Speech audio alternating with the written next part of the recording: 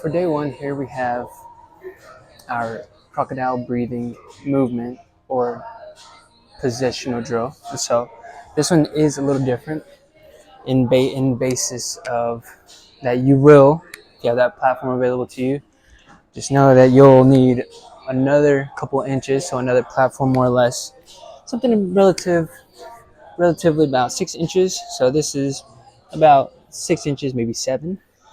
And then on top of that, so I'm using this to place on top because it's a little softer, and for this crocodile breathing, it'll make sense. But if you have a pillow, something that's a little bit more cushiony for you to lay on top of, as far as this movement goes, then go ahead and have one. It doesn't have to be super soft pillow.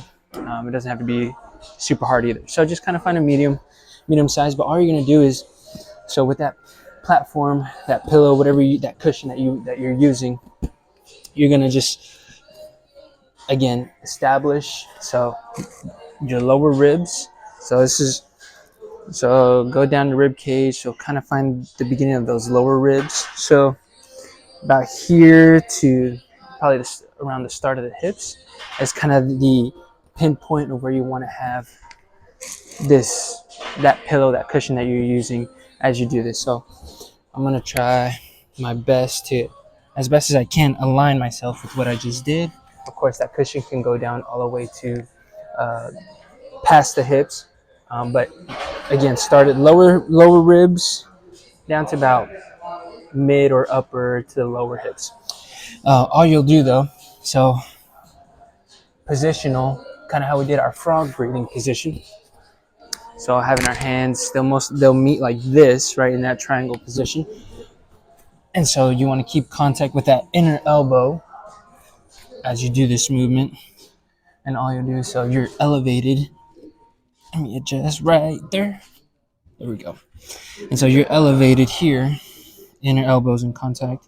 Now here, all you're gonna do is, so that neck, you don't want to come up to the top. Now you're shrugging or challenging here, right? You don't want to drop or tuck that chin because now you lose position.